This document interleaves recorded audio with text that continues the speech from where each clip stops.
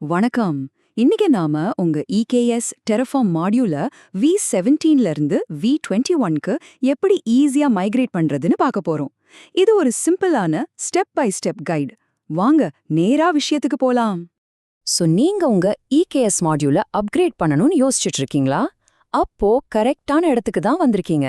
இந்த டெக்னிக்கல் சேலஞ்ச எப்படி சிம்பிளா ஹேண்டில் பண்றதுன்னு தான் நாம இப்போ பார்க்க போறோம். சரி, முதல்ல ஒரு முக்கியமான கேள்வி. எதுக்காக இந்த அப்கிரேடுக்கு போகணும்? எதுக்கு v21க்கு மாறணும்? உங்க கிளஸ்டரை ஃபியூச்சர் ப்ரூஃப் ஆக்குறது ஏன் அவ்வளோ முக்கியம்? இதனால நமக்கு என்னென்ன பெனிஃபிட்ஸ் கிடைக்கும்னு முதல்ல பார்த்துடலாம். நம்ம இப்போ பார்க்க போறது எல்லாமே அவங்களோட ஒஃபிஷியல் மைக்ரேஷன் கைட்ல இருந்து எடுத்தது தான்.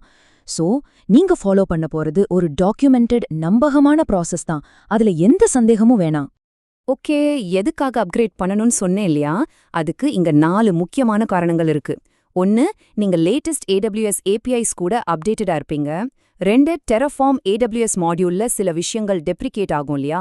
அதுக்கு உங்களை தயார்படுத்திக்கும். 3வது, உங்க பர்ஃபார்மன்ஸ் மற்றும் மெயின்டெனன்ஸ் கண்டிப்பா சூப்பரா இம்ப்ரூவ் ஆகும்.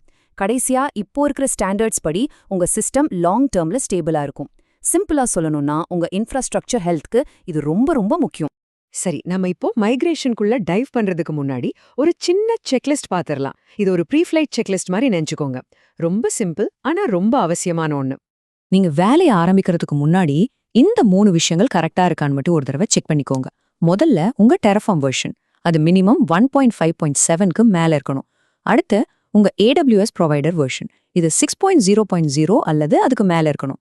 கடைசியா TLS ப்ரொவைடர் வெர்ஷன் 4.0.0 அல்லது அதுக்கு மேல இருக்கணும். இந்த மினிமம் வெர்ஷன்ஸ் இல்லாம அடுத்த ஸ்டெப்புக்கு போகவே கூடாது. ஓகேயா? இப்போ இந்த மைக்ரேஷன்லயே ரொம்ப ரொம்ப முக்கியமான ஒரு விஷயத்துக்கு வந்திருக்கும். ஒரு பெரிய பிரேக்கிங் சேஞ்ச் இருக்கு. இதை நீங்க கண்டிப்பா தெரிஞ்சுக்கணும். ஆமா, ஒரு வார்னிங். v21ல ஒரு மேஜரான பிரேக்கிங் சேஞ்ச் இருக்கு. நான் அடுத்து சொல்ல போற விஷயத்த ரொம்ப கவனமா கேளுங்க. ஏன்னா இதுதான் உங்க மைக்ரேஷனை முடிவு பண்ண போகுது. சரி, என்ன அந்த பெரிய மாற்றம்? நல்லா பாருங்க. v21க்கு முன்னாடி நம்ம கான்ஃபிகரேஷன்ல கிளஸ்டர் அப்படின்னு ஆரம்பிக்கிற வேரியபிள்ஸ் நிறைய யூஸ் பண்ணிருப்போம். ஆனா இப்போ v21ல இருந்து இந்த கிளஸ்டர் அண்டர்ஸ்கோர் வேரியபிள்ஸ முழுசா தூக்கிட்டாங்க. ஆமா, கம்ப்ளீட்டா ரிமூவ் பண்ணிட்டாங்க. இது பெட்டர் அலைன்மெண்ட்காக பண்ணிருக்காங்க. சோ நீங்க என்ன பண்ணணும்னா, உங்க கோட்ல இருக்கிற எல்லா கிளஸ்டர் அண்டர்ஸ்கோர் வேரியபிள்ஸையும் அப்டேட் பண்ணணும். ஓகே, இப்போ நாம பார்த்த எல்லாத்தையும் ஒரு சின்ன சம்மரியா பாத்திரலாம். இந்த மைக்ரேஷன்ல நீங்க ஞாபகம் வச்சுக்க வேண்டிய முக்கியமான பாயிண்ட்ஸ் இதுதான். 3 பாயிண்ட்ஸ் தான். சிம்பிளா ஞாபகம் வச்சுக்கோங்க.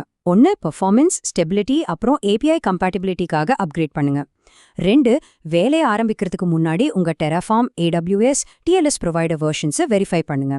3, உங்க கோட்ல இருக்கிற எல்லா கிளஸ்டர் அண்டர்ஸ்கோர் வேரியபிள்ஸையும் தூக்கிட்டு அப்டேட் பண்ணுங்க.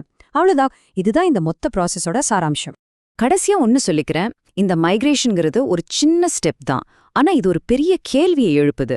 உங்க இன்ஃப்ராஸ்ட்ரக்சர் இப்போ இருக்கிற மாடர்ன் குபர்னெட்டிஸ் ஸ்டாண்டர்ட்ஸ்க்கு உண்மையாவே ரெடியா இருக்கா? இத பத்தி கொஞ்சம் யோசிச்சு பாருங்க.